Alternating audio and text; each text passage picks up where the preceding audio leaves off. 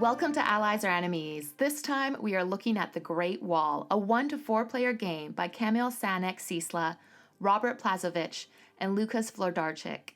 The Great Wall puts players into the shoes of Chinese generals, begrudgingly working together to build the titular Great Wall and protect their lands from Genghis Khan and the Mongol horde.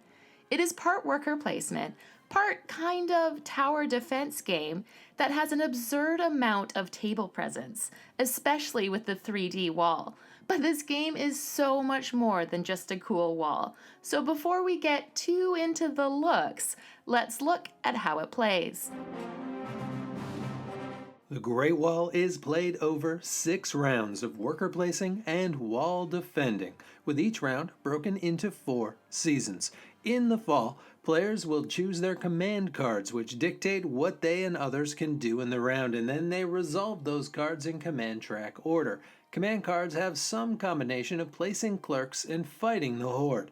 Clerks are placed on the bottom half of the board, and they do things like gathering resources, hiring overseers, which are like supervisors who get you more resources, hiring other clerks and advisors, hiring and deploying soldiers, and building the wall. These last two are especially important for winter, in which all players need to defend the wall against the coming horde, which basically means shooting them with archers and then comparing the horde attack to the wall defense. Then spring and summer are kind of a break where you refresh, advance, and gather income for the next fall and winter. After 6 rounds, you compare who has the most honor, and the greatest general is named. The Great Wall plays from 1 to 4, but it should be noted that each of these counts feels almost like a different game. At 3 or 4 players, there is a lot of begrudging semi-cooperation, as players need to fill all worker spaces in order to gain the benefits. For most spaces, if only one color clerk fills the whole action, that general gains shame, which you don't want, so you do need to work together.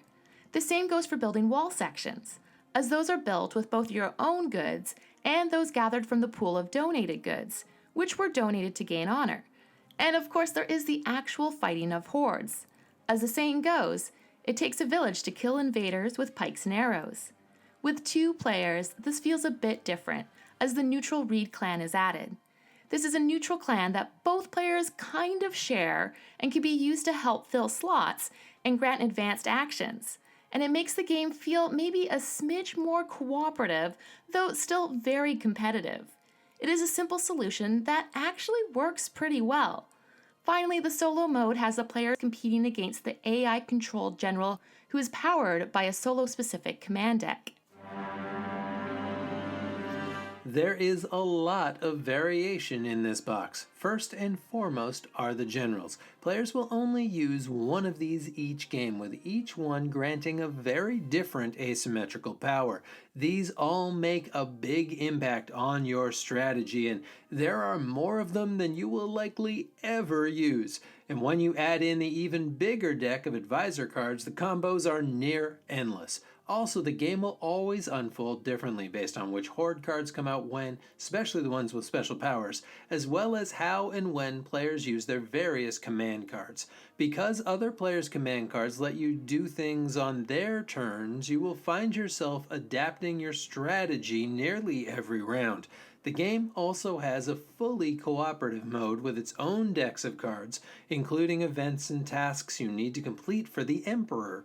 This version of the game feels more different than you might think, but we warn you that it ups the complexity and difficulty quite a bit, so it might be something that you put aside until you have the base game down. Awaken realms are known for their quality production, but the Great Wall might be their best one yet. The highlight here is the 3-dimensional wall, which is such a brilliant touch and adds an actual physical barrier between the 2 halves of the game. The minis are also fantastic, with different sculpts for each of the clans, with plenty of personality to go around. And it is pleasing how they populate the wall in the coming horde cards. The cards are all top quality with terrific art, and the resources and bits are all nice as well, especially the wound markers. The only tricky here in an otherwise phenomenal package are some of the icons, which are sometimes chosen for style over substance, and aren't always as brain-free as they could be, especially the various units and the overseer icons.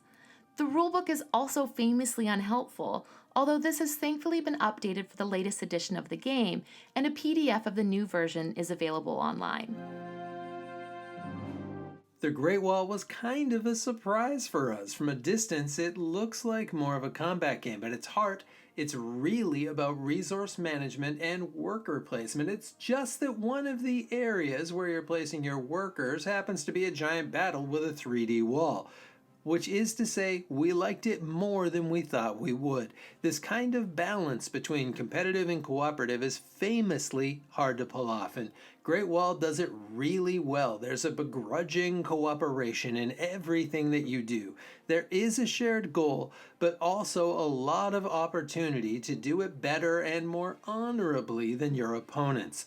It should be noted, however, that this system comes with a fair amount of complexity, some of which is made harder by a not very good rules book and some tricky icons. And while it looks terrific, those looks do come with a hefty price tag, especially if you ante up for the expansions.